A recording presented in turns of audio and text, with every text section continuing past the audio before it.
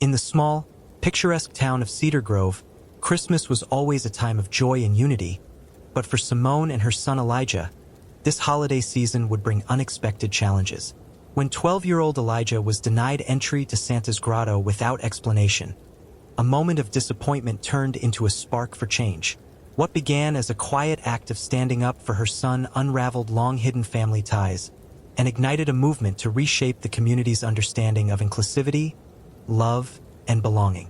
In the end, this Christmas would transform not just their lives, but the heart of the town itself. Write in the comment where you're watching this video from.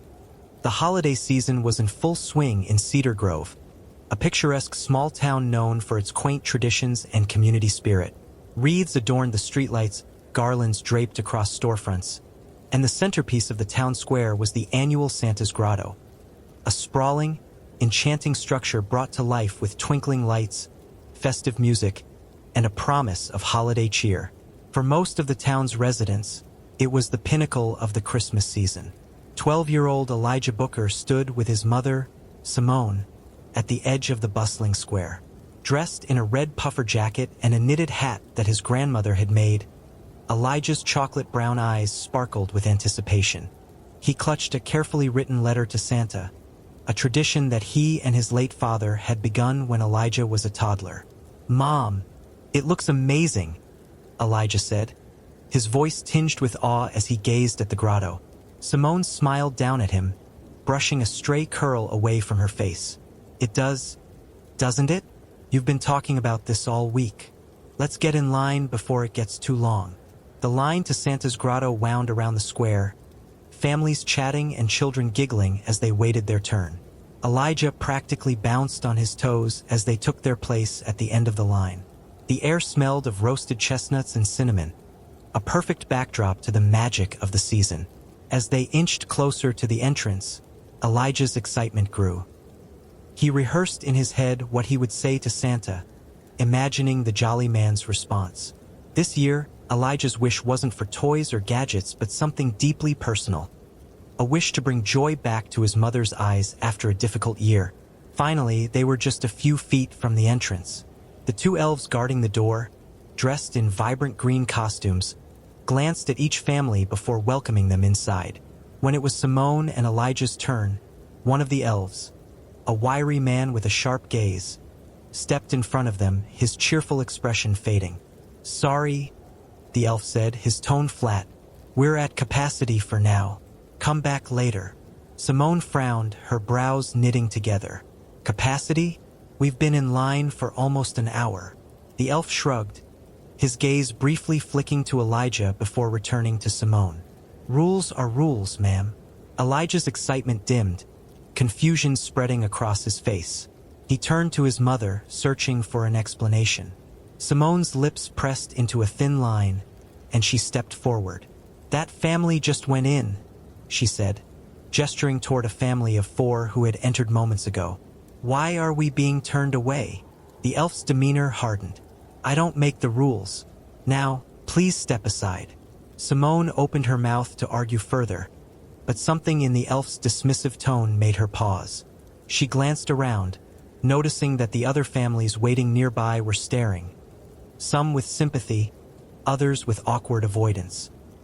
A heavy feeling settled in her chest as she took Elijah's hand. "Let's go, sweetheart," she said quietly, her voice steady despite the frustration simmering beneath. Elijah's shoulders slumped as he followed his mother away from the grotto. He didn't understand what had just happened, but the sting of rejection was undeniable. As they walked through the square, the festive decorations seemed to lose some of their charm, and the cheerful music felt like a mockery of his disappointment. "Why didn't they let us in, Mom?" Elijah asked, his voice small. Simone hesitated, struggling to find the right words. She didn't want to burden her son with the harsh realities of the world. "Not tonight. Sometimes people make mistakes," she said carefully. "But it's not about you, Elijah. Don't let it ruin your Christmas spirit." Elijah nodded, but his expression remained troubled. He clutched his letter to Santa tighter, as if holding onto it would preserve a piece of the magic he'd felt earlier. As they walked home, the weight of the evening lingered. Simone couldn't shake the feeling that there was more to the elf's actions than simple crowd control. She resolved to find out, not for her sake but for Elijah's. He deserved answers and justice. Unbeknownst to them, this seemingly small incident was about to set off a chain of events that would shake Cedar Grove to its core. Chapter 2. The walk home from the town square was quiet. Elijah shuffled along the frosty sidewalk, his letter to Santa clutched tightly in his mittened hand. Simone watched him from the corner of her eye, her heart aching at the sight of his usually buoyant spirit dampened. "Elijah," she said softly, breaking the silence, "how about some hot cocoa when we get home? I can add extra marshmallows, just the way you like it." Elijah nodded without enthusiasm, his gaze fixed on the ground. "Okay." Simone sighed, unsure how to lift his spirits. She'd seen that look before. The quiet, bewildered sadness that came when her son encountered something in the world that didn't make sense. As much as she wanted to shield him from such moments, she knew it was impossible. Still, she vowed to make it right. When they reached their modest home, the warm glow of the porch light greeted them. Simone ushered Elijah inside, helping him out of his coat and boots before heading to the kitchen. She set a pot of milk on the stove and began preparing the cocoa, her thoughts racing. What had happened at the grotto? Was it truly a matter of capacity, or had the elf's dismissal carried something more insidious? She thought back to the way his gaze had lingered on Elijah, calculating, almost indifferent. Her stomach churned. "Here you go," she said a few minutes later, handing Elijah a steaming mug. He sat at the kitchen table, his letter to Santa lying untouched beside him. "Thanks, Mom," he murmured, taking a tentative sip. Simone sat across from him, watching him closely. "Do you want to talk about what happened?" Elijah shrugged. "I don't know. I just wanted to see Santa like everyone else." But the elf said no. Simone reached out, covering his small hand with hers. "That wasn't fair and it wasn't right. You did nothing wrong, Elijah. Sometimes people make bad choices and it's not about us, it's about them." Elijah looked up at her, his eyes searching. "Do you think it was because of me?" Simone's breath caught. "Of course not," she said firmly. "You're amazing, Elijah. Don't ever think otherwise." He nodded again, though he didn't seem entirely convinced. They sat in silence for a while, the warmth of the cocoa doing little to melt the tension in the room. Later that evening, after Elijah had gone to bed, Simone made a decision. She couldn't let the incident go unchallenged. She owed it to Elijah to stand up for him, and for every other child who might face similar treatment. Grabbing her phone, she began typing an email to the Cedar Grove Community Council, outlining what had happened at the grotto and requesting an explanation. The next morning, Simone was surprised to see Elijah up early, already dressed and seated at the kitchen table with a determined expression on his face. His letter to Santa was neatly folded beside him. "What's this?" she asked, pouring herself a cup of coffee. "I want to mail my letter to Santa," Elijah said. "If I can't give it to him in person, I can still send it." Simone's heart swelled with pride. Despite his disappointment, Elijah was holding onto his holiday spirit. "That's a great idea, sweetheart. We can drop it off at the post office after breakfast." Elijah smiled, his first genuine smile since the previous night. It was a small victory, but Simone would take it. As they walked to the post office later that morning, the streets of Cedar Grove buzzed with holiday activity. Simone noticed a few familiar faces, neighbors and acquaintances who waved or nodded in passing. She debated whether to share what had happened at the grotto but decided against it. For now, her email to the council would suffice. At the post office, Elijah carefully slid his letter into the bright red mailbox designated for Santa's mail. "Do you think he'll read it?" he asked, looking up at Simone. "Absolutely," she replied. "Santa always reads every letter." Her reassurance seemed to lift his spirits further. They spent the rest of the day decorating their home for Christmas, stringing lights around the windows and hanging ornaments on the tree. Elijah's laughter returned as he climbed a step stool to place the star on top of the tree, his earlier disappointment seemingly forgotten. That evening, Simone received a response to her email. It was from the town council secretary, a polite but vague message thanking her for bringing the matter to their attention and promising to investigate. Simone frowned, unsatisfied. She doubted the council would prioritize her complaint, but she wasn't ready to give up. Over the next few days, life in Cedar Grove continued as usual. Elijah went to school and Simone went to work at the local community center, where she oversaw various outreach programs. But the incident at the grotto lingered in her mind, gnawing at her. One afternoon, she decided to confide in her best friend, Rachel. Over coffee at a cozy cafe, Simone recounted the events of that night, her frustration evident. "That's awful," Rachel said, her green eyes narrowing. "It sounds like more than just a misunderstanding." "I think so too," Simone agreed, "but I don't know how to prove it." The council's response was lukewarm at best. Rachel tapped her chin thoughtfully. "You could go public. Share your story with the local paper or on social media. People need to know what happened." Simone hesitated. She wasn't one to seek attention, especially for something so personal. But Rachel's suggestion made sense. Perhaps public pressure could bring about the answers she sought. "I'll think about it," Simone said, though the idea unsettled her. As the days passed, Simone couldn't shake the feeling that she needed to do more. Elijah's resilience inspired her. If he could move forward with hope, so could she. With renewed determination, she decided to take action. What started as a quiet email to the council was about to become a rallying cry for change in Cedar Grove. Chapter 3. The first step in Simone's plan was to craft a public post about the incident. She spent hours deliberating over the wording, wanting to express her concerns without sounding accusatory. Late one night, as Elijah slept upstairs, she finally hit post on her social media account. She shared the story of what had happened at the grotto, emphasizing the impact on Elijah and her frustration with the lack of accountability from the town council. Within hours, the post began to gain traction. Friends, neighbors, and even strangers commented, many expressing outrage and offering support. Others shared the post, spreading the story far beyond Cedar Grove. By morning, Simone's phone buzzed nonstop with notifications. "Mom!" Elijah exclaimed over breakfast. "Your phone keeps going off. What's happening?" Simone hesitated, unsure how to explain. "I shared a story about what happened at the grotto," she said carefully. "A lot of people are reading it and saying they want to help." Elijah's eyes widened. "Really? Like who?"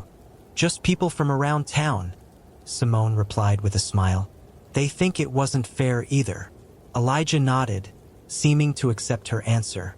Simone decided to shield him from the less pleasant comments, criticism and dismissals from those who accused her of overreacting or stirring trouble. She refused to let negativity overshadow the outpouring of support. By the end of the day, Simone received a call from Lauren Davis, a reporter for the Cedar Grove Gazette. Lauren wanted to cover the story in the local paper, hoping to shed light on the incident and the broader implications of such treatment. "It's not just about what happened to you and your son," Lauren explained during their conversation. "It's about making sure this kind of thing doesn't happen to anyone else." Simone agreed to the interview, albeit nervously. She wasn't used to being in the spotlight, but the chance to advocate for Elijah and others like him outweighed her discomfort. The interview took place at Simone's home a few days later. Lauren was warm and empathetic, putting Simone at ease as she recounted the events at the grotto. Elijah joined briefly, answering a few questions with shy but thoughtful responses. "What did you feel when they said you couldn't go in?" Lauren asked him gently. Elijah fiddled with the hem of his sweater, his voice soft. "I felt like maybe I wasn't supposed to be there, like maybe I didn't belong." Simone's heart clenched at his words. Lauren's expression mirrored her own sorrow and anger. "Thank you for sharing that, Elijah," Lauren said. "You're very brave." After the interview, Simone felt a mix of relief and apprehension. She hoped the article would bring attention to the issue but worried about potential backlash. Cedar Grove was a close-knit town, and not everyone appreciated public criticism. The article ran in the Gazette the following Sunday with the headline, "A Christmas Tradition Gone Wrong." Mother and son denied entry to Santa's grotto. It detailed the incident, included Simone's perspective, and quoted experts on the importance of inclusivity in community events. The response was immediate and polarizing. Many readers rallied behind Simone, flooding the Gazette's website and social media pages with messages of support. Others were less kind, accusing her of overreacting or trying to tarnish the town's cherished traditions. The Santa's Grotto organizers issued a brief statement, citing miscommunication as the cause of the incident. They apologized for any inconvenience but stopped short of admitting wrongdoing. Simone wasn't satisfied. The apology felt hollow, and it didn't address the deeper issue. Determined to push for meaningful change, she contacted the Cedar Grove Inclusion Alliance, a grassroots organization dedicated to promoting diversity and equity in the community. "Thank you for reaching out," said Marsha Patel, the Alliance's founder, during their first phone call. "We've been hearing about what happened, and we're here to support you. This could be a turning point for Cedar Grove." Simone felt a glimmer of hope. With the Alliance's backing, she began organizing a town meeting to discuss inclusivity and fairness in public events. The goal wasn't to vilify anyone but to start a constructive dialogue. In the days leading up to the meeting, Elijah's curiosity about the unfolding events grew. Simone did her best to explain in terms he could understand. "Are people still mad about what happened?" he asked one evening as they decorated gingerbread cookies. "Some people are," Simone admitted. "But a lot of people want to help. They think it's important to talk about how everyone should be treated fairly, no matter what." Elijah nodded thoughtfully. "I think that's good." "It is," Simone said, ruffling his curls. "And you've been so brave through all of this. I'm proud of you." His smile was small but genuine, and it bolstered Simone's resolve. The town meeting took place in the community center gymnasium, with a turnout far larger than Simone had anticipated. Families, local leaders, and members of the Inclusion Alliance filled the room, their voices buzzing with anticipation. Simone felt a wave of nervousness as she stepped to the podium, but Marsha's encouraging smile from the front row steadied her. Taking a deep breath, she began to speak. "Thank you all for being here tonight," she said, her voice clear and steady. "I'm here because of something that happened to my son, Elijah, at Santa's Grotto. But this isn't just about us. It's about making sure every child in Cedar Grove feels welcome and valued." She shared the story of that night. Her words met with nods and murmurs of agreement from the audience. When she finished, Marsha took the stage to outline actionable steps the town could take to promote inclusivity, including bias training for event staff and updated guidelines for public events. The discussion that followed was lively and at times contentious, but by the end of the night, Simone felt they had taken a meaningful step forward. The community was listening, and change felt possible. As she walked home with Elijah, his hand tucked in hers, Simone looked up at the starry sky and felt a sense of peace. They had a long way to go, but for the first time, she believed they were on the right path. Chapter 4. The aftermath of the town meeting rippled through Cedar Grove. For some, it was a wake-up call, a reminder that even their idyllic community wasn't immune to the biases and blind spots that plagued society. For others, it stirred resentment, fueling a defensive backlash. Simone became a polarizing figure almost overnight, and while some praised her courage, others accused her of blowing the situation out of proportion. Simone tried to shield Elijah from the worst of it, but it wasn't always possible. He heard snippets of conversations at school, saw the sideways glances in the grocery store. One afternoon, he came home with his backpack hanging low. His usual enthusiasm dimmed. "Mom," he said hesitantly as he set his bag on the floor. "Do people think we're bad for talking about the grotto?" Simone knelt down to his eye level, her hands resting on his shoulders. "No, Elijah. What we're doing is important. Sometimes, when people hear the truth, it makes them uncomfortable, and they don't know how to react. But that doesn't mean we're wrong." Elijah seemed to mull this over, his brow furrowed. "So, we're trying to help them understand?" "Exactly," Simone said with a warm smile. "You've got it." His face relaxed slightly, and Simone felt a swell of pride.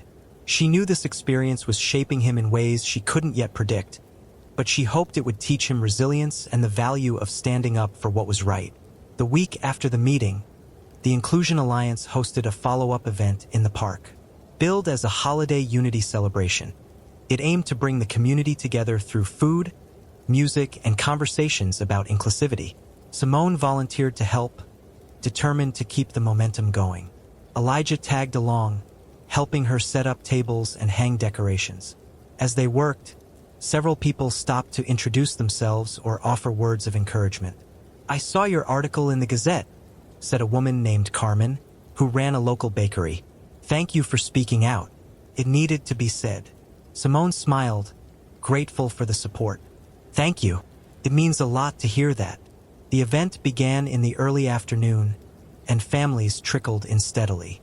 Children played in the snow while adults mingled, sipping hot cider and sampling baked goods from local vendors. A small stage had been set up for musical performances, and a group of carolers serenaded the crowd with holiday classics.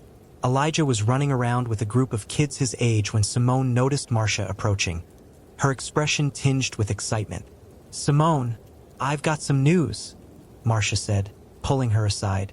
"Mayor Caldwell just arrived. He's heard about everything and wants to speak with you." Simone's stomach flipped. While she appreciated the mayor's attention to the issue, the thought of confronting Cedar Grove's highest authority filled her with apprehension. She smoothed her sweater and glanced around, spotting the mayor's distinctive silver hair as he chatted with attendees near the cider stand. "Do you want me to come with you?" Marcia offered. "No, I've got this," Simone said, though her nerves buzzed. She took a steadying breath and approached the mayor. "Mayor Caldwell," she began, extending a hand. "Thank you for coming." The mayor turned toward her, his sharp blue eyes crinkling with a polite smile. "Ms. Booker, I presume? It's good to finally meet you. I've heard a lot about the work you've been doing." Simone felt a flicker of hope. "I appreciate that. I care deeply about this community, and I want to make sure it's a place where everyone feels included, especially children." The mayor nodded thoughtfully. "Inclusivity is certainly a priority, though I must admit, I was surprised by how quickly this situation escalated. Cedar Grove has always prided itself on being a welcoming town." Simone bristled at the implication but kept her tone measured. "We may be welcoming in some ways, but that doesn't mean we're perfect. My son's experience at the Grotto shows there's room for improvement." Mayor Caldwell studied her for a moment, then gestured toward a nearby bench. "Let's sit for a moment. I'd like to hear more about your perspective." They sat together as the sounds of the celebration swirled around them. Simone recounted the events of that night, emphasizing how it had made Elijah feel and the broader lessons it held for the community. The mayor listened intently, occasionally nodding or asking clarifying questions.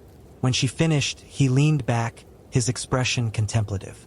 "You make a compelling case, Ms. Booker. I can see how this situation could have been handled better. I'll speak with the event organizers and ensure steps are taken to prevent anything like this from happening again." Simone felt a mix of relief and skepticism. "I appreciate that, Mayor Caldwell, but I think it's going to take more than words.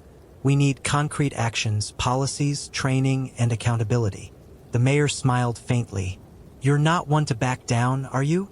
"Not when it comes to my son," Simone replied firmly. "Well," he said, rising from the bench, "let's see what we can do. I'll be in touch." As the mayor walked away, Simone felt a surge of determination. The road ahead would be challenging, but she was more convinced than ever that she was doing the right thing.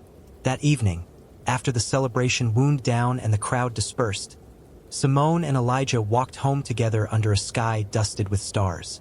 Elijah carried a small bag of cookies from Carmen's bakery, his cheeks pink from the cold.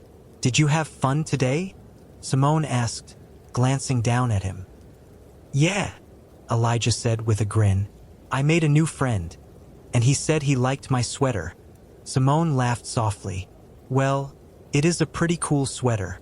As they turned onto their street, Elijah's expression grew more serious. "Mom, do you think Santa knows what happened at the grotto?" Simone paused, considering her answer. I think Santa knows that you're an incredible kid who deserves all the happiness in the world. Elijah's smile returned, and he gave her hand a squeeze. For the first time in weeks, Simone felt a sense of peace settle over her. They were making progress, step by step, conversation by conversation. And while the journey was far from over, she knew they were on the right path. Chapter 5. A week after the holiday Unity celebration, Simone received an unexpected invitation. A formal letter from the office of Mayor Caldwell. The letter expressed gratitude for her advocacy and invited her to participate in a special advisory committee focused on community inclusivity. The committee, the letter explained, would evaluate Cedar Grove's public events and make recommendations to ensure they were accessible and welcoming to everyone. Simone read the letter twice, her emotions a mixture of pride and apprehension. The opportunity was significant, but it also carried weighty responsibility. She thought of Elijah, of his courage and the hope she saw in his eyes despite everything. That gave her the resolve to accept. "I'm going to help the mayor with something important," Simone told Elijah over dinner that evening. "Like what?" he asked, nibbling on a slice of garlic bread. "Making sure all the kids in Cedar Grove feel welcome, no matter who they are," Simone replied. Elijah's eyes lit up. "That's cool. Can I help?" Simone chuckled. "You already have, buddy. This wouldn't be happening without you." Elijah beamed, his pride evident, and Simone felt her resolve strengthen. She would make sure her voice and Elijah's made a difference. The advisory committee held its first meeting in the town hall's conference room, a modest space adorned with framed photographs of Cedar Grove's past mayors.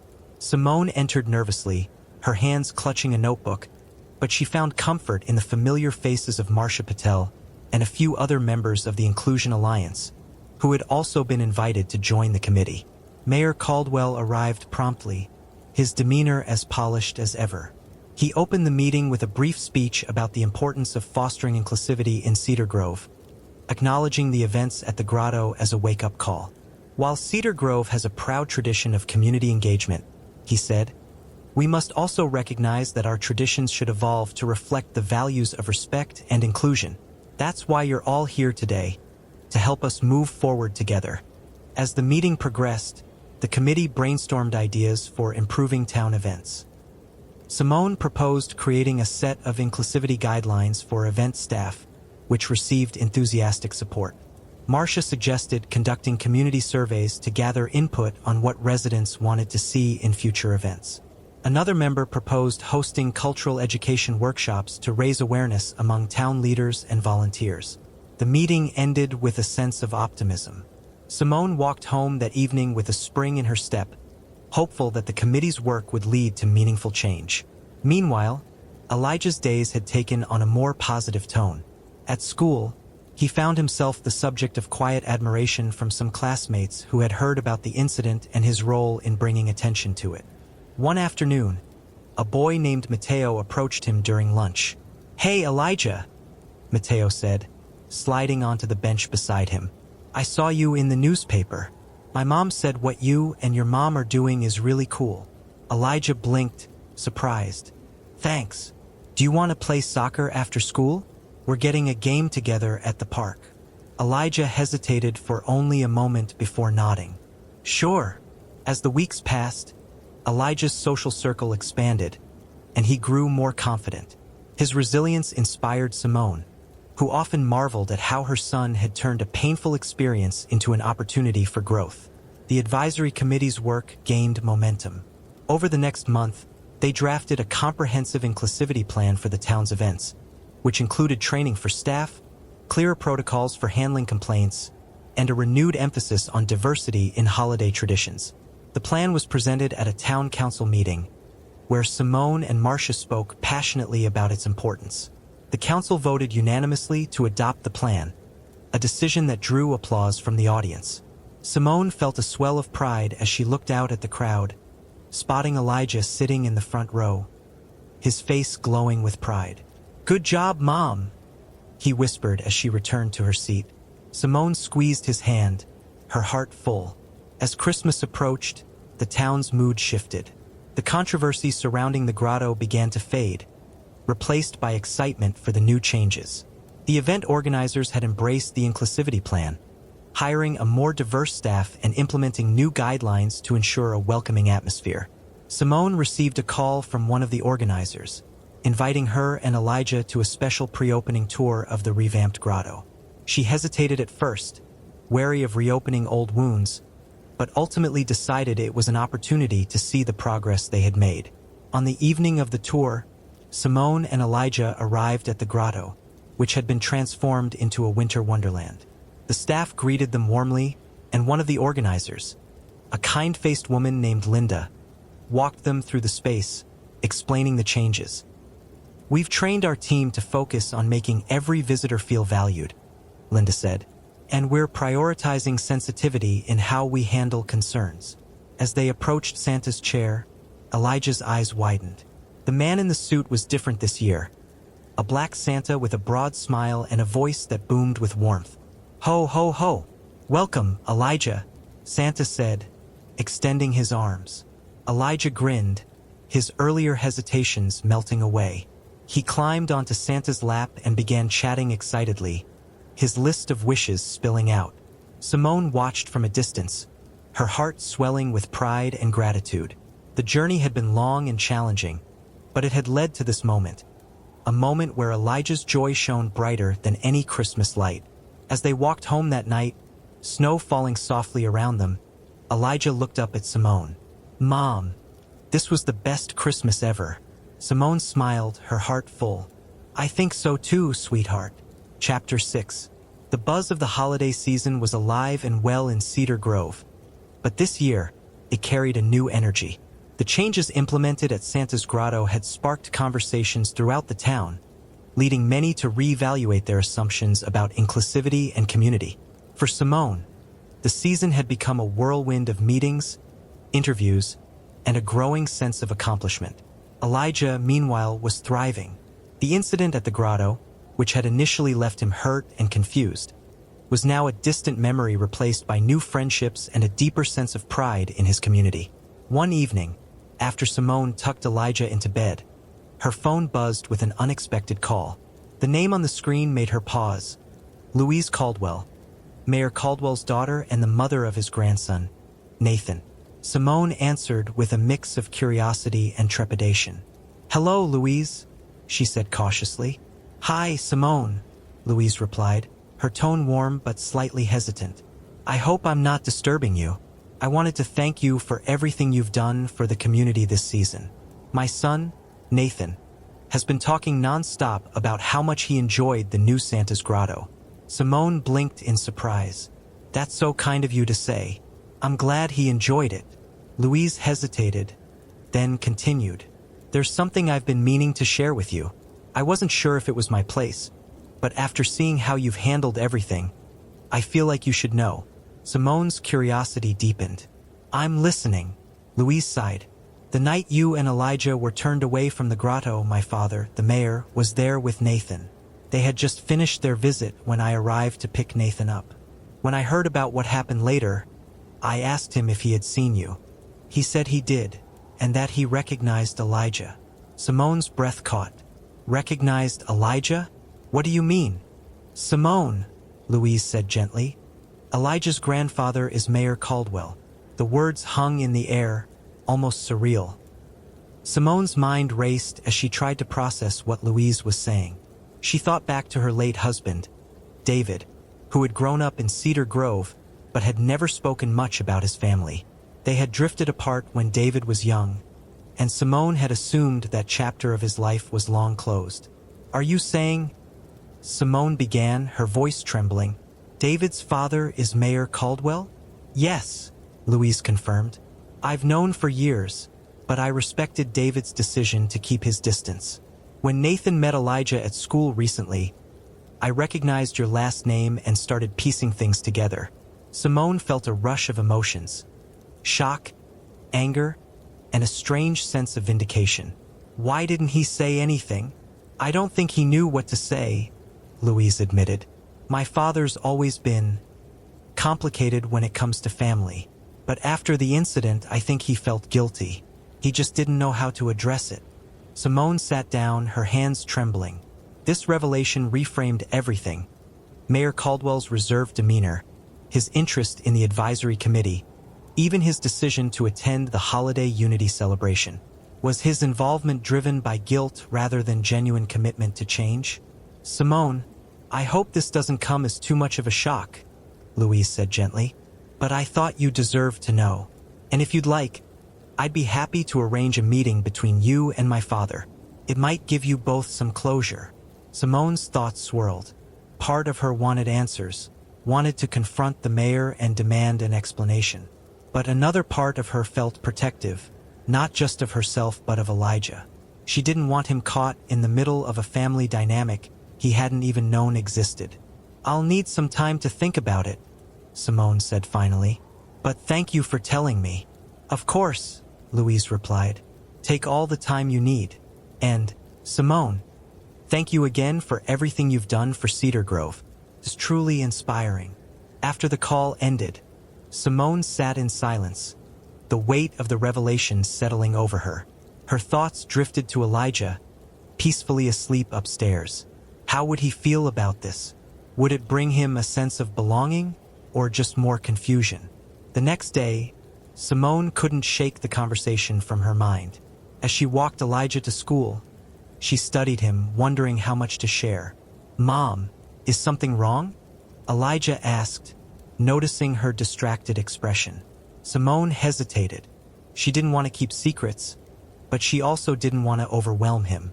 "I learned something surprising last night," she said carefully. "Something about your dad's family." Elijah's brows furrowed. "What do you mean?" Simone knelt beside him, resting a hand on his shoulder. "Your dad's father is someone we know. It's Mayor Caldwell." Elijah's eyes widened, his mouth falling open. "The mayor? He's my grandpa." "Yes," Simone said softly. "I just found out myself. I wanted you to know, but I also want you to take your time thinking about how you feel. It's a big surprise." Elijah seemed to mull this over, his expression shifting between surprise and curiosity. "Do you think he knows about me?" Simone nodded. "He does. And if you want, we can talk to him together. But only if you're ready." Elijah considered this for a long moment, then nodded slowly. "I think I'd like to meet him, but only if you're there too." Simone smiled, her heart aching with pride at Elijah's courage. "Of course, sweetheart. We'll do this together." Later that week, Simone reached out to Louise, agreeing to arrange a meeting with the mayor. The day of the meeting arrived quickly, and Simone found herself standing outside the mayor's office with Elijah, her nerves buzzing. She squeezed his hand as they stepped inside. Mayor Caldwell rose from his desk as they entered, his expression a mix of surprise and something deeper, regret perhaps. He extended his hand, but before Simone could take it, Elijah spoke up. "Are you really my grandpa?" The mayor's face softened. "Yes, Elijah, I am." Elijah studied him for a long moment, then stepped forward. "Okay, but why didn't you want to know me before?" The question hung in the air, piercing in its simplicity. The mayor's shoulders sagged slightly, and he knelt to Elijah's level. "That's a fair question, and you deserve an honest answer. I made mistakes, Elijah. I let my pride and my past get in the way of what really matters. I'm sorry for that." Elijah nodded slowly, his young face wise beyond his years. "It's okay, but you can't make the same mistake again." The mayor's eyes glistened with unshed tears. "You're absolutely right. I won't." Simone watched the exchange with a lump in her throat. This wasn't the ending she had expected, but it was a new beginning, one she hoped would lead to healing and growth for them all. Chapter 7. The days following the meeting with Mayor Caldwell were a whirlwind of emotions for Simone and Elijah. The revelation of their family connection cast a new light on everything that had happened, from the initial incident at the Grotto to the mayor's subsequent involvement in the inclusivity initiatives. Simone wasn't sure how to navigate this new dynamic, but she knew one thing. She would protect Elijah's heart at all costs. For Elijah, the revelation was less about shock and more about curiosity. He had always wondered about his father's family, and now, a piece of the puzzle was finally in place. While he wasn't sure what to make of Mayor Caldwell as a grandfather, he was willing to give him a chance. A week later, the mayor extended an invitation to Simone and Elijah to join him for a holiday dinner at his home. Louise and her son, Nathan, would be there too, making it an opportunity for the entire extended family to gather. Simone hesitated at first, unsure whether it was too soon, but Elijah's enthusiasm convinced her to accept. On the night of the dinner, Simone dressed in her best sweater and helped Elijah into his favorite red shirt and black trousers. As they walked up the steps of the mayor's grand colonial-style home, Elijah clutched Simone's hand tightly. "It's going to be okay," she assured him, though she was just as nervous as he was. Mayor Caldwell greeted them at the door, his expression a mixture of warmth and formality. "Simone, Elijah, welcome. I'm glad you could come. Thank you for inviting us," Simone said, her tone polite but reserved. Elijah peered around his grandfather, his eyes widening at the sight of the grand entryway decked out in holiday finery. A towering Christmas tree stood in the living room, adorned with gold and red ornaments, and the scent of roasted turkey wafted through the air. "Wow," Elijah whispered, his nervousness momentarily eclipsed by awe. The dinner began with polite conversation. Louise made an effort to include Simone, asking about her work at the community center and commending her efforts with the advisory committee. Nathan and Elijah bonded over their shared love of video games, laughing as they swapped stories about their favorite characters and levels. Despite the initial awkwardness, the evening gradually eased into a more relaxed atmosphere. Mayor Caldwell, to Simone's surprise, made a genuine effort to connect with Elijah, asking about his interests and even sharing stories about his own childhood in Cedar Grove. "Did you know your dad used to love sledding down Cedar Hill?" the mayor said at one point, his eyes twinkling with nostalgia. "He and I used to race, though he always claimed I cheated." Elijah giggled, the image of his dad as a playful boy lighting up his imagination. "I'd like to try that someday. Then we'll make it happen," the mayor promised. Simone observed the exchange with a cautious optimism. She could see the mayor was trying, but she also knew rebuilding a relationship would take time and trust. Still, for Elijah's sake, she was willing to take the first steps. After dinner, the family gathered in the living room for hot cocoa and gingerbread cookies. Nathan suggested a board game, and soon the boys were deep into a spirited round of Monopoly. Simone found herself sitting beside Mayor Caldwell, the two of them watching the children with quiet smiles. "I owe you an apology," the mayor said after a moment, his voice low enough not to carry. "For everything. For not reaching out to David when I had the chance. For not recognizing Elijah sooner. And for how things were handled at the Grotto." Simone glanced at him, surprised by the sincerity in his tone. "It wasn't just about the Grotto," she said. "It was about what it represented." That night, Elijah felt like he didn't belong. No child should ever feel that way, especially not in their own community. The mayor nodded, his expression somber. "You're right, and I'm grateful you had the courage to speak up. It forced me to take a hard look at myself, and at this town." Simone studied him for a moment, searching for any hint of insincerity, but found none. "If you mean that, then prove it. Not just for Elijah, but for every family in Cedar Grove." "I will," the mayor said firmly. "You have my word." As the evening drew to a close, the mayor handed Elijah a small wrapped gift. "This is for you," he said, his tone gentle. Elijah's eyes lit up as he tore open the paper to reveal a beautiful wooden sled, its runners gleaming and its surface painted with his name in bold red letters. "Wow!" Elijah exclaimed, running his hands over the smooth wood. "Thank you, Grandpa." The word hung in the air, and for a moment, the room was silent. Then the mayor's face broke into a wide smile. "You're welcome, Elijah. I hope it brings you as much joy as sledding did for your dad and me." On the way home, Elijah talked non-stop about the evening, his excitement spilling over with every word. "Did you see how cool that sled is, Mom? And Nathan says he'll race me next time it snows. And Grandpa said he'll come too." Simone smiled, her heart full. "I'm glad you had a good time, sweetheart." "I did," Elijah said, his voice softening. It felt like Christmas for real. As they reached their front door, Simone glanced up at the sky. The stars were bright and clear, and a sense of peace settled over her. This Christmas had brought challenges she hadn't expected, but it had also brought healing and hope, and for that she was profoundly grateful. Chapter 8. The holiday season carried on, and Cedar Grove seemed to hum with a new sense of unity.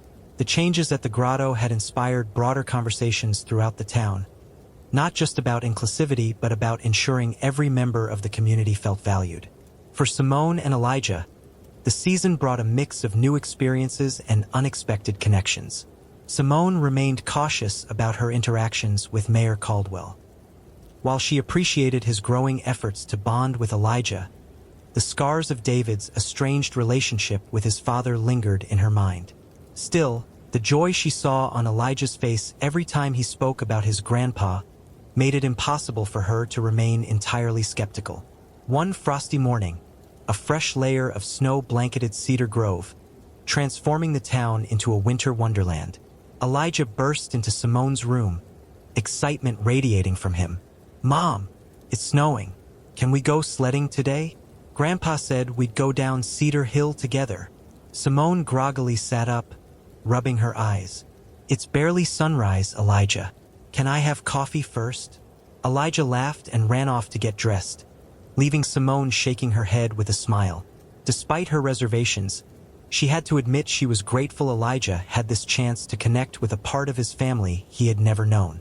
Later that morning, they bundled up and made their way to Cedar Hill, where a small crowd of families had already gathered to take advantage of the snow. Mayor Caldwell was waiting for them, dressed in a thick coat and scarf, with a thermos of hot cocoa in hand. "Good morning," he greeted them warmly. "Ready to make some memories?" Elijah didn't hesitate, running up to his grandfather with the sled. "Let's go. I want to race." "Race, huh?" the mayor said with a chuckle. "All right, but don't think I'm going to go easy on you." Simone watched as they climbed the hill together, her heart swelling with a mix of pride and bittersweet nostalgia. She could picture David as a boy, racing down the same hill with his father, and she felt a pang of longing for the man who should have been there to see this moment. "Come on, Mom," Elijah called from the top of the hill. "You can race too." Simone laughed, shaking off her melancholy. "Okay, but don't say I didn't warn you when I win." She trudged up the hill, joining the line of sledders preparing for their descent. Elijah's laughter rang out as he and the mayor launched down the slope, their sleds kicking up sprays of snow. Simone followed closely, her own laughter joining theirs as the wind whipped against her face. By the time they reached the bottom, Elijah's cheeks were flushed with joy. "That was awesome.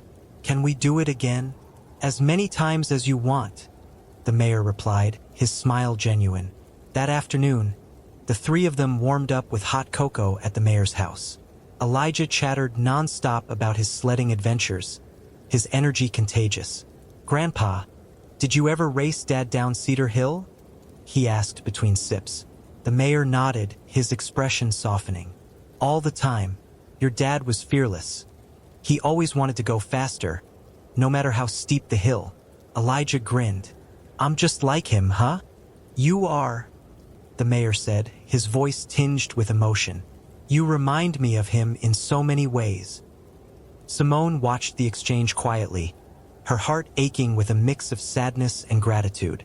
For all the years David and his father had spent apart, she was grateful Elijah was able to bridge the gap and bring a sense of healing to their fractured family. As Christmas drew nearer, Simone found herself reflecting on everything that had happened since that fateful night at the grotto. The journey had been exhausting and, at times, painful, but it had also brought growth and unexpected blessings. Her bond with Elijah had deepened, and she had found allies in the community who shared her vision for a better Cedar Grove. The advisory committee's work continued to gain traction, with plans in place to expand their efforts beyond holiday events. Simone had become a respected voice in the community, her quiet determination inspiring others to take action. One evening, Marcia Patel invited her over for tea. As they sat by the fire, Marcia smiled at her friend. "You've accomplished so much this season, Simone," You should be proud. I am, Simone admitted. But it's not just about me. This community has come together in ways I never expected. It's a good start, but there's still so much work to do. Marcia nodded. There always will be. But you've lit a spark, and that's how change begins. Simone sipped her tea, feeling a quiet sense of fulfillment. She thought of Elijah and his newfound confidence, of the joy she saw in his eyes every time he played with Nathan or shared a story with his grandfather. That spark, she realized, was worth everything. On Christmas Eve, Simone and Elijah spent the evening at home, decorating cookies and watching holiday movies.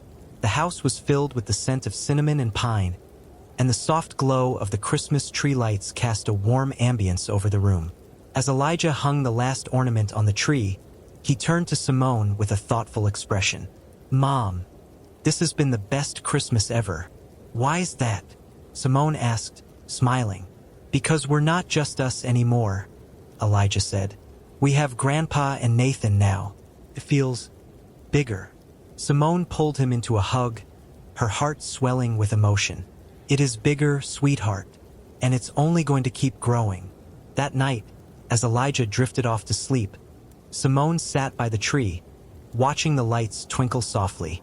The journey had been unexpected and challenging, but it had brought her and Elijah closer to the community and family they had always deserved.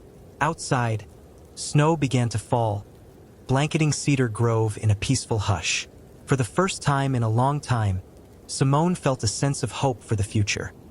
A future filled with love, unity, and the quiet magic of possibility. Chapter 9. Christmas morning arrived with the quiet majesty of fresh snow blanketing Cedar Grove. Sunlight glinted off the frost-covered trees, casting the town in a golden glow. Inside their cozy home, Simone woke to the sound of Elijah's excited footsteps racing down the stairs. "Mom, it's Christmas. Wake up!" Elijah's voice rang out, filled with the pure joy only a child could muster on such a day. Simone chuckled, throwing on her robe and slippers before making her way downstairs. She found Elijah sitting cross-legged by the tree, his face alight as he examined the wrapped gifts beneath it. "Can we open them now?" he asked eagerly. "Let me grab some coffee first," Simone replied, ruffling his curls. As she prepared her mug, the doorbell rang, catching her off guard. Simone set her cup down and opened the door to find Mayor Caldwell standing on the porch, bundled in a thick overcoat, a wrapped gift in his hands. "Merry Christmas, Simone," he said warmly. "I hope I'm not intruding." Simone smiled, though her surprise was evident. "Not at all. Merry Christmas. Would you like to come in?" "I'd love to," the mayor replied. Elijah's eyes widened as his grandfather entered, his excitement doubling. "Grandpa, you're here. I wouldn't miss it," the mayor said, crouching to Elijah's level. "This is for you." He handed Elijah the gift, which was wrapped in shiny green paper. Elijah tore into it, revealing a beautifully illustrated book of classic adventure stories. His face lit up as he flipped through the pages, pointing out the vivid drawings of knights, explorers, and daring heroes. "Thank you, Grandpa. This is so cool," Elijah exclaimed. "I thought you'd like it," the mayor said, his smile broad. "Your dad loved those stories when he was your age." Simone watched the interaction with a mix of gratitude and bittersweet reflection. It was clear the mayor was making an effort, and for Elijah's sake, she was willing to give him the chance to prove himself. The morning unfolded in a blur of unwrapping gifts, laughter, and shared moments. Nathan and Louise arrived later, bringing a tray of freshly baked cinnamon rolls that filled the house with a warm, sugary aroma. Elijah and Nathan quickly disappeared into Elijah's room to try out new toys, leaving the adults to sit together in the living room. Simone, Louise, and the mayor shared stories, gradually easing into a comfortable rhythm. For the first time, Simone felt a genuine connection forming, not just for Elijah's sake, but for her own. "Thank you for including us today," the mayor said as they sipped their coffee. "It means more than I can express." Simone nodded. "It's been a year of surprises, but I think this is where we were meant to end up." The mayor's gaze softened. David would have been proud of you, Simone. And of Elijah. He's an extraordinary boy. Simone felt tears prick at the corners of her eyes but blinked them away. Thank you. That means a lot. That afternoon, they all bundled up and headed to the town square for the annual Christmas parade. Cedar Grove had outdone itself this year, with floats decked in lights and performers dressed as everything from reindeer to toy soldiers. The air was filled with the sound of carols and the laughter of children as families gathered to celebrate. Elijah perched on the mayor's shoulders, waving at the floats as they passed. Simone stood beside Louise, who smiled at her warmly. It's nice to see Dad like this, Louise said. I think Elijah's brought out something in him that's been missing for a long time. Simone nodded, watching as the mayor helped Elijah catch candy tossed from one of the floats. I think he's realizing it's never too late to change. As the parade wound down, the crowd dispersed, and the family made their way back to the mayor's house for dinner. The evening was filled with warmth and laughter, the once fractured connections between them slowly mending. Later that night, as Simone and Elijah walked home under a canopy of stars, Elijah looked up at her, his expression thoughtful. Mom, do you think Dad's watching us from heaven? He asked quietly. Simone's heart ached at the question, but she placed a comforting hand on his shoulder. I think he is, sweetheart, and I think he's smiling because he's so proud of you. Elijah nodded, his face serene. I think so too. As they reached their front door, the snow began to fall gently, blanketing the world in a soft, peaceful hush. Simone held Elijah close, her heart full of gratitude. This Christmas had brought challenges and unexpected revelations, but it had also brought healing, hope, and the promise of a brighter future. For the first time in years, she felt at peace. And as she watched Elijah's face light up with wonder at the falling snow, she knew that this was only the beginning of something beautiful. Chapter 10. The new year arrived quietly in Cedar Grove, the lingering glow of the holiday season softening the chill of January's frost. For Simone and Elijah, life slowly resumed its regular rhythm, but the changes sparked by their eventful Christmas continued to ripple through their days. At school, Elijah had become more confident, his circle of friends growing as he embraced the sense of belonging he had once yearned for. At home, Simone found herself more involved in the community than ever, her work with the advisory committee transforming from a temporary endeavor to a long-term commitment. Mayor Caldwell's presence in their lives remained steady. He visited often, taking Elijah sledding or stopping by for dinners where they shared stories and laughter. While the relationship was still new and at times tentative, Simone was heartened by the mayor's consistent effort to bridge the gap left by years of estrangement. One snowy Saturday in February, Simone found herself attending a community forum organized by the advisory committee. The topic of discussion was expanding inclusivity initiatives beyond the holiday season, ensuring that Cedar Grove remained a welcoming town year-round. The forum was held in the town hall, and the turnout was impressive. Families, business owners, and local leaders filled the seats, their faces reflecting a mix of curiosity and determination. Simone, seated at the front with Marcia and the other committee members, felt a surge of pride at the sight. When it was her turn to speak, Simone rose, her voice clear and steady. What we began during the holiday season was just the first step. Inclusivity isn't something we can address once a year and then forget. It's a commitment we have to make every day, as neighbors, as leaders, and as a community.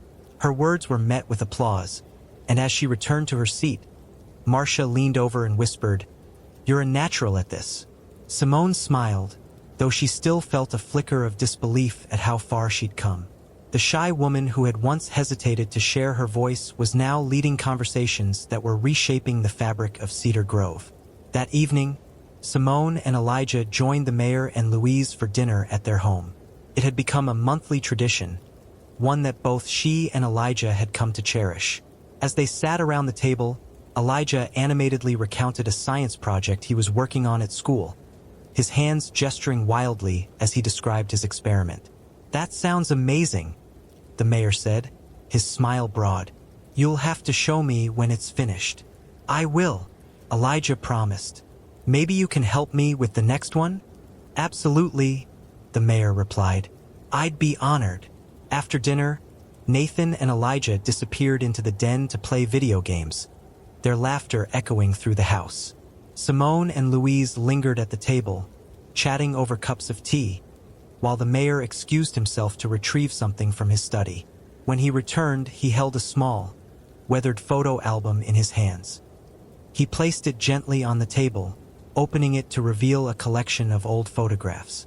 Simone's breath caught as she recognized David in many of the images, smiling as a boy, laughing with his father, and later, standing proudly in his graduation robes.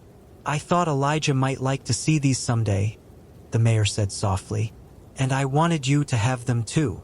Simone ran her fingers over the edge of one photo, her eyes misting. Thank you, she said, her voice thick with emotion. These mean more than you know. The mayor nodded, his gaze tender. David was an incredible man. I wish I had told him that more often. Simone looked up, meeting his eyes. You're telling him now, through Elijah. The mayor smiled, and in that moment, Simone felt a sense of closure she hadn't realized she needed.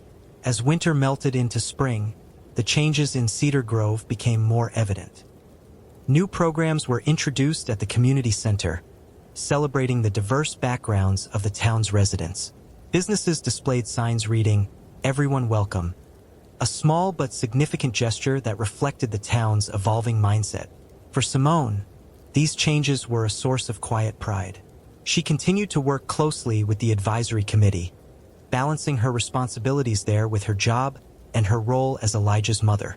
It wasn't always easy, but it was deeply fulfilling.